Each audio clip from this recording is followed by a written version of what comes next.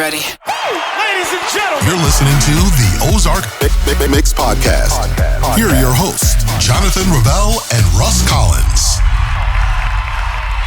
If you're just getting started as a wedding DJ, it is likely that you have scoured YouTube to try to find the right equipment to show up the day of the wedding with. You've probably spent time scrolling, looking at gear, analyzing gear. And in today's podcast, we're going to talk about how we would get started if we had to start it all over again and the best kind of gear to just get going with. If this is something that's interesting to you, go ahead and hit like and subscribe to our channel. We would love that. But secondly, right here in the link below, we've actually curated a gear guide for you. It's good, better, and then the best of the stuff that we use. Hopefully it'll be helpful for you. You can download it in the description below, and let's get going. Rev. What up? What up, man? How are you? It's good to see you today, dude. Yep. So if you were to start all over again in your like DJ journey, what's the first piece of gear that you would go out and grab? Man, I think I would just use kind of what I already have because if the DJ bug is biting me and I want to try it out, I mean, you can go to the moon on buying gear, but just getting the concept of mixing two songs together, I would use Spotify on my phone and then like borrow someone else's phone with two aux cords, maybe coming into a little mixer off eBay or something from Best Buy, wherever you get a mixer, and just mess around with it. Sam's Club these days. Remember I sent you that? Yeah. I sent you that video of that guy. Yeah. Yeah. Whatever you got to start with, like keep the budget low and just make sure you enjoy it and you're kind of getting your feet wet with it where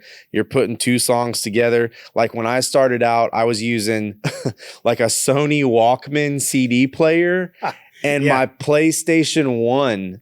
And Are you serious? Yeah. How did you make that work? I ran the two. I was running like a headphone cord to RCA and then the RCA out of the PlayStation into like a big Radio Shack rotary knob mixer.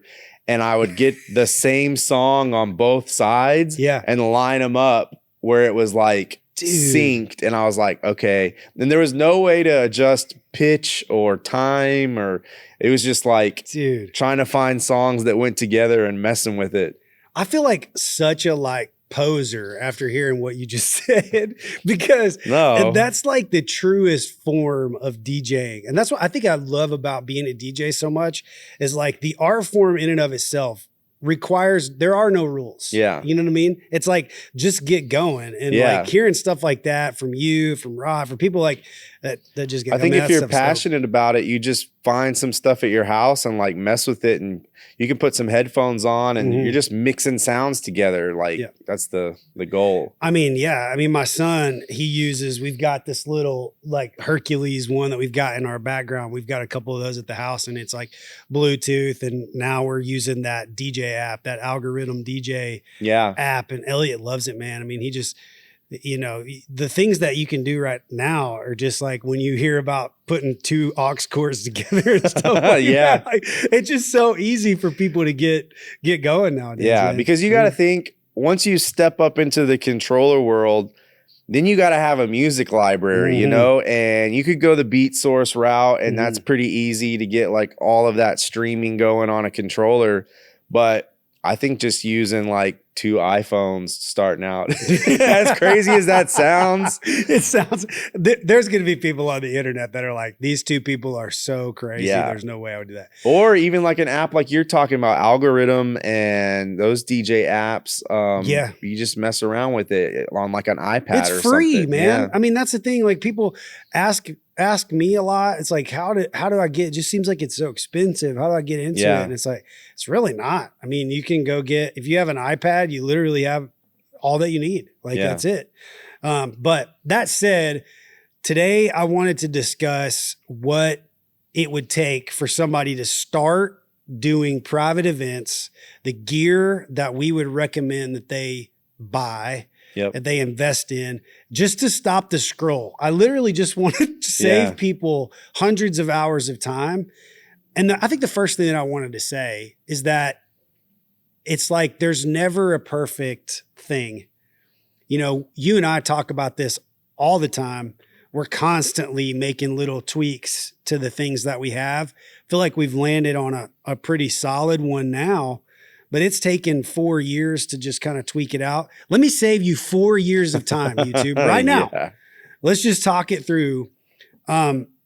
If I were starting all over, really the thing that I would invest in first is the audio experience has to be right.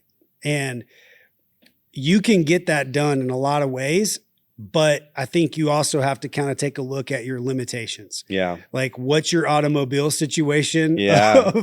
How are you going to move this stuff? Exactly. Right. Toting it all around, you know? Like when I first got started, I had a truck. And so, man, I could pile as much in the truck as I wanted to do. But some of the people that might be listening to this, maybe they got a Scion XB 2006, Yeah. you know, maybe they got a Corolla. Yeah. I don't know what their situation is, but so that said, I would probably go the 112 route with that's it at the beginning, and then a table. What's the 112 again? I don't know what that is. Like an EV speaker that's a 112, like a 12-inch speaker. A powered. Yeah, powered situation, one on each side, Yeah. on tripods. Absolutely no tripod skirts. Yeah. Zero. Don't do it. But the tripods and a table, not a 6-foot table, but Walmart sells a really good one. Like, just go buy like a 3-foot table. I'd go all black Yeah. first. What do you think? I like that. The speakers are probably going to be black. So if you match everything black together, it would look good. Yeah. I'd go all black there, and I would invest in a really good quality wireless microphone. Yep. So I would step up and I'd spend about at least $500. And I would get a good one that way you can grow with that. You know? So those are the two things, man. I mean, and you know, that set of speakers will cost you $400 a piece. Depending on the controller that you buy. I mean, we've got DJ teams that started out, even myself, SB3, that thing was $300. Yeah. And I'm off to the races, man. And that setup right there, Rev, made me, I don't know, $20,000 Yeah. in my first year. Let's Just say that. like your beginner setup costs $1,000, $1,200 maybe. Mhm. Yeah, You'd make that back with 1 or 2 weddings. exactly. Yeah. Exactly. And let me give people like the secret sauce. And we've talked about this some before, is if you don't have the funds to buy all that gear right now, just go out and get clients and promise that this is the gear that you're going to have, and do a retainer. Yeah. So have them pay 50% up front, and then in the next, 4 months, you're going to perform that wedding. So go use that retainer money to buy that gear. Yeah. And that's exactly what I did.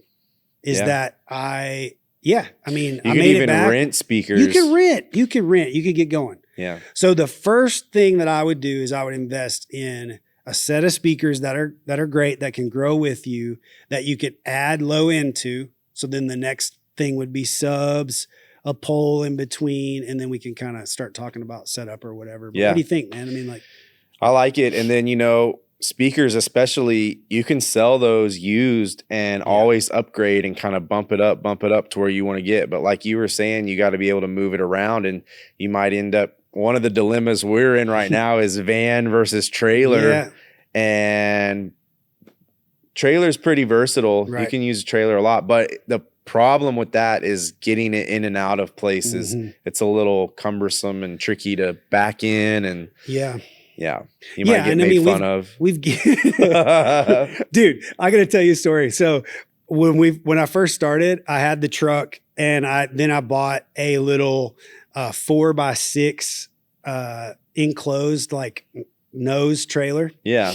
And it was enclosed. It had a back door, but the back door was like 30 inches wide. Yeah. And then 3 feet tall. Yeah. And the first booth that I built that was on wheels, we'll link a guide. We'll put a picture at this point in the podcast. We'll put a picture there. And I built it, dude. I was so proud of it. And I built it too tall to fit into the door. Yeah. So I still had to pick the booth up and put it into the bed of the truck. Yeah. And all of the rest of the gear would be in the trailer. But when I would show up to, there was a certain venue here in town that it's on Dixon Street. And for those that don't live in Northwest Arkansas, Dixon Street is like the main drag in Fayetteville. And when it gets covered up on a Saturday night, there's no way you can turn around. Nope. So what I had to do one day, dude, is I literally stopped traffic and I unhooked my trailer. It was so light, I could pick it up and turn it into the parking lot and physically walk it into the venue area so that I could load all my crap back up. Yeah, that's crazy. Like, so we're far from that day, but I mean, those are the kinds of things that you got to do when you first get started. Yeah. What I think you should kind of tailor it, and you know, you're going to be excited. You want to go DJ and you've been practicing maybe in your room and you got speakers, but like take some time to figure out what's going to fit in your car. Whatever car you have, make sure it's going to fit, because like you said, you get building stuff and then it doesn't fit in the door and it's like, that's the worst. Yeah. And the only time that you figure that out is literally when you need to be loading up. Yeah. Like that's what happened to me on that day. I remember it. Yeah. I had to go down and take this trip way down to Fort Smith, and I was hosed, man. I had to put it in the truck. So it was crazy. But so from there, you know, what I would say then is start thinking about, okay, now let's dress this up a little bit. Do I need just a foldable facade? People tend to go that route. I think that's a great idea. Yeah. I think it allows you to clean up your area a little bit. There are so many, we'll link up, and there's a bunch in that guide of different facade styles. There's some that have tables on the top. I know you have one of those for some of your private events. I know we have a couple that have just like a top and then the facade on the front. Those can be dressed up in a lot of different ways. You can pop light behind it. So then, you know, I would go there first. And then the next thing, obviously, you're going to have lighting. Yeah. What would be your first set of lights that you would buy as a private event DJ? Some kind of wash, a color washed, you know, LED that can change. And if it has built-in sound program, that's great. I went with the Wash Effects 2s, like, it just so happened I bought those before I ever knew you, and then you had the same one. So I think it's kind of like a very good starting light. Just get two of them. It'll fill a room with color. You can plug them in whenever the dancing starts, and they just go. And so what I hear you saying is that if you had $600, you would not buy a gig bar. Absolutely not, dude. I don't know at what point I became anti-gig bar, but when I see them out in the wild, I just I need a flamethrower. You're like, let me have a BB gun and shoot that freaking laser off the top. I know people that have them, and they probably listen to this. They're like, Rev's a hater. We're not hating on people. We're just trying to level you up. I want you to up your game, yes. We're just trying to level you up. If you have $600, do not go buy a gig bar. And the reason why is because it's distracting and it doesn't get the job done. And it aesthetically, it looks like you literally have a robot attached to your head on the top. Yeah. And I bought a gig bar. Let's just be straight up. YouTube podcast world. Like, I bought a gig bar for my first 10 months of operation, and I sold it. And then invested in Wash FX 2s. And it's like the Wash FX 2, they're so bright, man. Like, they're so bright. And we have had those for 4 years now. We've run hundreds of events through them. And the first one that broke was the one that you broke. I fixed it. A couple of weeks ago. I did not break it. I fixed it. And I will show a picture of me with this dissection of a LED light in the middle of the booth. Yeah. But let me tell you what happened with it quickly. Okay. I'm setting up, everything's good, and I go and I notice when I plug it in that it's in sound mode. So I go to the back panel to push the button to switch it over to DMX. Right. and the whole button panel just pushes into the unit. Like there's no screws holding it somehow, like they had fallen out. So the LED like little screen and all the buttons just go into the light. And I was like, cool. So I'm like, right before the wedding, I'm freaking out. Yeah, there was like 30 minutes till ceremony. No. And I still had to set up lights up and stuff, and nothing was connecting and working, and I was freaking out. And you were in like Little Rock or Conway or something. I remember that now. Yeah. So I was trying to get a hold of Brian. I was like, dude, can you bring me a new LED light? And then so I like said, screw it. And I started taking screws out of the bottom of the light and was able to reach in there and get it to DMX mode how I wanted it. And then I put the DMX Donner in it with it all taken apart, and it was like syncing up right. So I was like, all right, we're good. I just got to get it back together. But yeah. Here's the funny story about that is that a friend of ours needed wash lights for their Easter program last week. And I forgot about that thing. And I sent that light with them. Oh no. But no. The good news is they had 3 more. Okay. And they were good. But I was like, oh man, if Rev knew this, he would be really mad at me. And I always text one of my buddies, Mike Romero, and I always say, you know, one day I will have a smooth wedding, but today is not that day. And it's like every time something happens. Well, and so like that's the thing. Like to get us onto the gear, it's like investing in the right gear is the only way to go. Yeah. Like get the right tools if you can do it, and stay away from gig bars, everybody. Yeah. And one thing I would say is, you know, let's say you've bought your speakers and your tripod stands. You can mount your wash lights on top of those speakers, and that's going to look way better than a gig bar. And you don't have to go buy some kind of truss or light stand. Mm-hmm. Just put them up on your speakers. Yeah. And it's a clean look, and you get the lights up in the air, and people will like it. Yeah, I love it. Before we went to our gravity stands, I used tripods for the Wash FX, and we had clamps, and I literally had to like invert the clamp because of the way that it would sit on the light. Oh yeah. And so I inverted the clamp and like just rigged it up in a way that it would stay. Would stay, and I would put the tripod behind the column so that it would be like peeking out like they do now. Yeah. And it was a great like. That's still how I do mine. Yeah. I have these old. I don't know who made the tripods, but they're I think like zip tied in certain places and beat up. But I just stick the Wash effects on the top and, you know, like raise it up behind whatever column speakers I'm using. Yeah. I mean, that's the move. So like, that's kind of that next place that I would go. And I mean, 90% of the weddings that we did in the first 3 years, that's all we had. Yeah. That plus my next piece that I would buy is uplights. Yeah. I would buy uplights. The first set that I bought, if you're a solo op, I highly recommend them. They're expensive, but Ape Labs are amazing because their ecosystem is so great. Mm-hmm. You can set them and forget them, and their sound active mode is incredible. Yeah. Like incredible.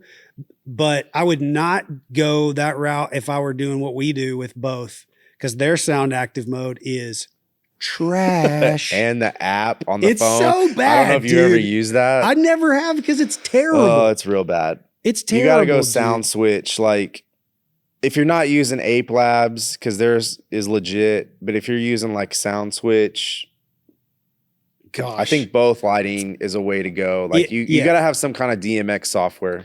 There's a big trade there, right? So if you're getting Ape Labs and you're going up lights, then, you know, I mean, dude, eight Ape Lab lights with a case is like $3,000. Yeah, it's crazy. But I'm telling you right now, they dial and they are so sturdy and they're so great. Yeah. And that's what we use. So the reason why I think I would go speakers first, then I would upgrade sort of the look right there. And then of course I'd go up lights is because now you're at a place where your reception is, you can charge more. Yeah. And so like we've talked about this on other podcasts, we'll put a link in this part, but the packages that we offer now, we want everybody to have uplights because it looks great in photos and it's just super cool, but it just adds a little bit extra flair to the people that you're trying to do the event for, when you can say, yeah, we have uplights. This is what we do. We put them every 6 to 8 feet around the room and it looks like this and they look great. So like, that's the piece. And so you just have to play with it and say, you know, if I buy these uplights, like a set of 8 uplights from both, is like $800. I can't remember. And so, man, I mean, you make that back in 4 to 5 events and you're off and running. So get 2 sets of that and now you're good. Yeah. Is that what you do? Like, where you go? Yeah, like that's literally what I did when I decided I was going to do weddings. I went to Guitar Center and I was like, I need speakers. And I talked to Mike Romero. He was working there. That's how we became friends. And I was going to get powered QSCs, like the mains, 15s, and some subs. And he was like, dude, that's... I mean, first of all, QSC was like back ordered real bad. They haven't, their production is like slowed down or something at this time. This was like 2 or 3 years ago. And he was like, you need to check out these Bose column arrays, the L16 Pro. And I was like, I thought those column arrays were like cheesy kind of like maybe you use it if you're playing acoustic guitar in a bar somewhere. And then he plugged one in and I was like, holy cow, like that sounds good. It was just one. Right. And he's like, imagine 2 of those. And I was like, yeah, put me down. And like, those are pricey speakers. Yeah. And I got a Guitar Center credit card. I got approved and I put it on there and I was like, I'll pay this off over time. It was like 0% interest. So Guitar Center does some deals sometimes.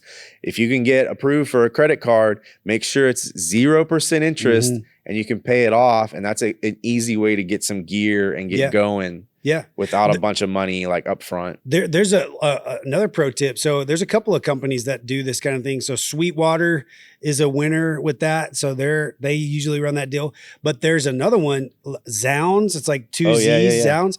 They even do like a certain limit based on doing an auto draft from your checking account. Oh, interesting. It's super dope. Yeah. Like about a year ago, we were in a bind and I was working in different capital things. Like I had a bunch of invoices out. I was waiting on money. I was like, oh no, we need like, you know, a set of speakers. I think I spent $5,000 and Zounds did that for me. And dude, it was awesome. That's cool. Like it's a little pro tip. You can do that on different things. Like as long as you're, and I don't know that they even run a credit like deal. I don't even know. Like, I don't know anything about We're not advocating you go into credit card debt.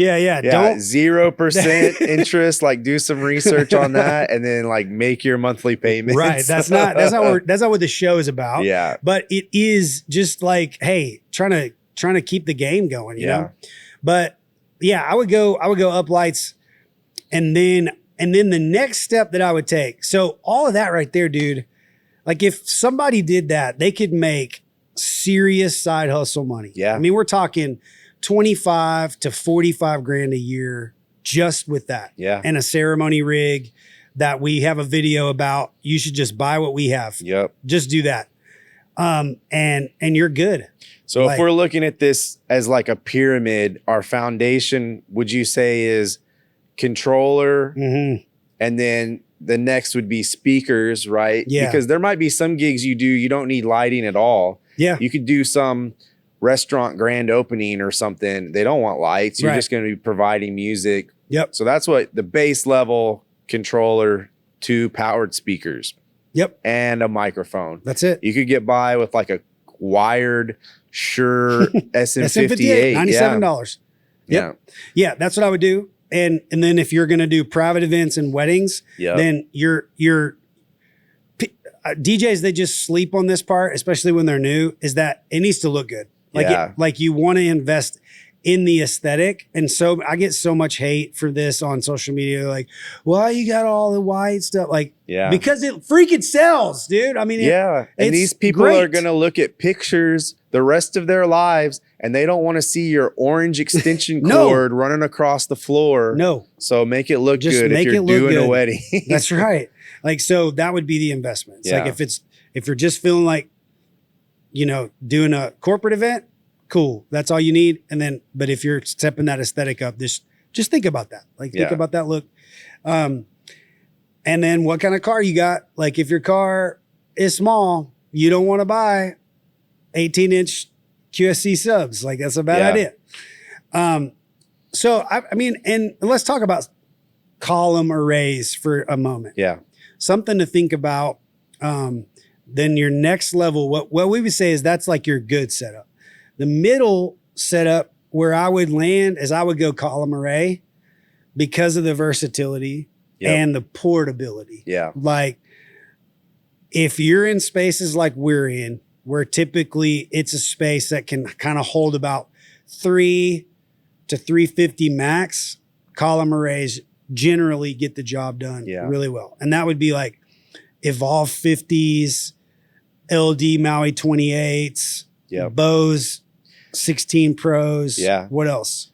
JBL makes some. RCF is making RCF one. makes some. Yeah. Something like that. Yeah. You said JBL. Mm-hmm. I mean, like they're literally all at Guitar Center. Just go talk and check them out. Or if there's one of these music expos in your area, you could travel and all the speaker companies set up their stuff. Yeah. And you can hear them before you buy something. Yep. But I feel like I was going to say something. Well, I'll do a shameless plug of what we use. Okay. We run LD. LD has been rolling with us since the very beginning. They partnered with us as a distributor, and shout out Adam Hall Group. Those guys are amazing to deal with. Number one, when we order something from them, it is at my doorstep in 2 days. It's crazy. So we love them. We run Maui 44s now on everything, a white set, a black set. And they sound so good. They sound so good. They get the job done. Yeah. But our 28s, man, I cannot say enough good thing about them. We're just at a place where we needed to go bigger. But if I were doing it all over again, that's probably the set that I would get. Well, and that's what I was going to say is your average wedding, I think for most people is going to be, let's say 100, 200 people in that round or like realm. And those mid-size column arrays can handle that. If you're getting up 350, you're going to have to step it up. Yeah. And I would suggest you go rent some bigger speakers just for that one event. And that way you don't have to invest a lot of money in it. You make sure it sounds good. And then you give the speakers back and keep doing your 100 to 200 people weddings. Yeah. I think what you're saying though, too, is like so good is that people like just say that's what you do. Yeah. You know what I mean? Like you start getting into things too quickly where you've got to scale up too fast and you have to buy gear. It's just not a great way to sustain your business. You're going to have these huge speakers that might, blast people too much. I mean, you can dial them back, but your load in is going to be not fun. Yeah. So you got to stick with what's adequate for 90% of your gigs. And then if you get something big, either have them provide better sound or go rent it. Yeah, I agree. Yeah. Yeah. So then kind of mid-level, then I would invest more along the lines of beefing up your audio, like always. And then inside of that, it's like systems. So your mixer, build a rack, make things just easier for yourself to where it's more efficient. And you'll start, the more events that you do, the more when you get done at midnight, 12:30, the more you're going to think to yourself, dang, I wish this was easier when I'm done. Yeah. So you'll start building systems that are easy to pull down. Fat so it's faster. You'll start pulling stuff down quick. Yeah. And so like a way to do that would be like invest in a audio snake, invest in your cabling setups, make your light cable, IEC, a long cable that plugs into a banana plug at the bottom. Like it just like those are the things that people kind of I'm hoping and I'm going to speak this into existence that in the near future, we're going to be no more cables. I mean, the lights we're running are already mostly battery powered and wireless DMX. And then all we got to do is someone's going to make a column array that is completely battery powered and wireless audio somehow. It's going to happen. Yeah. I mean, they're working on it. The stuff that has come out, like the 12-inch speaker sets have come out now. You know, you've got Evolve just stepped into that game. And I know Alpha Theta, whatever, Pioneer, I don't know what to brand it. They came out with one. Yeah.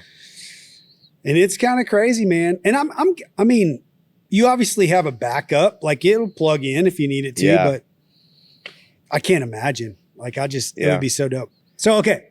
So I would mid-level, I would go there. And then the next thing that I would do is I would go all in on a built out facade and step your controller up. Like I would go something that has stems buttons. I would go something that can, like a Rev 7 or if you don't want to do motorized platters, go like FLX 10. Yeah. Something like that. One thing that's like pretty crucial is whatever controller you're going to use, if you're doing like serious events, it needs to have XLR outputs. Yeah. Because Why? Tell us.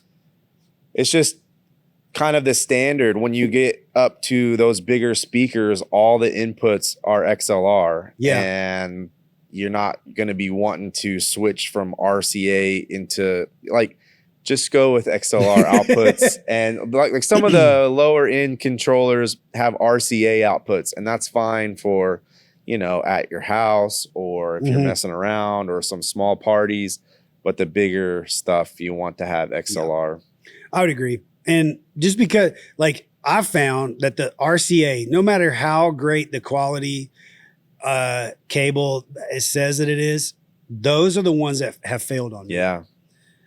When we still have a couple of DJs that run RCA out, and they are not doing that the rest of the year. We just have too many failures, and the cables, they just go down. They're just they're not as good. So yeah, I love that. I think it's the right move. I would go that way. And then we have a couple of tutorial videos people can look at or review videos, but we run a Pro X control tower or a Humpter B3 workstation in different colors. And man, I've been super happy with those. And good old Uncle Joe Bunn, he's got one too, man. Bunn Command Center. That thing looks dope. Joe Bunn, if you see this video, just know we're huge fans, and you can send those our way and we will take a look at those. Yeah, but we'll try it out. Yeah. But whoreboard for bigger, bigger setups.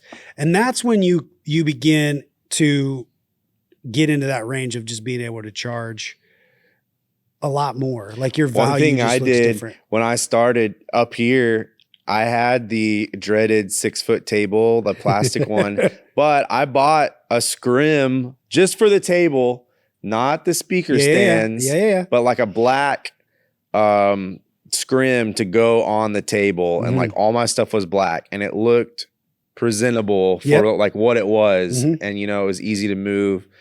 So, those 6-foot tables or a 5-foot, I think mine's actually a 5-foot table. And that's another thing. How you fit in the table in your car. Yeah. What are you going to do? Does it needs to be one of those ones that break down. Yeah. Like these are all the things that, people just don't think about. Yeah. And we're just, again, trying to save you from the scroll. Like we're just trying to give it to you. Yeah. Straight up. So like, that's where I would go. I would then just upgrade the look and then begin to just continue to elevate your experience for people. Yep. Like as many things that you can add on, like we've just introduced, and they've been around forever, but we're just introducing the CO2 cannon and photo booth and those kinds of things. But if it were me, and if I were starting all over again, I would focus on a simple reception and ceremony setup. Keep it simple. You don't have to go crazy. You can make a ton of money as a solo op with that right there. That setup. Then start adding better audio, better lighting, and then step up into that like totally customized situation, and you're good. There's your business plan. Yeah. Like, that's it. Super great to be with you guys today. Yeah. Anything you want to add? Like, I don't know, man. I feel good about where we landed with. No, I mean, I think that covers all of it as far as gear wise. And, in some of our other podcasts, we've talked about how you present yourself and your brand and all. That's a whole nother area. And then, you know, giving the couples or the business, whatever, the best experience. So once you have that baseline gear, you should really focus on, how am I presenting myself as a brand? How am I interacting with people? How am I like confident on the microphone, which you have guides for that to get good on the mic. Write some scripts out, what you're going to say, know what you're going to say before you turn the mic on. Yeah. Oh, so all that, it just comes with DJing and presenting yourself and being an entertainer and making sure people are happy. Yeah.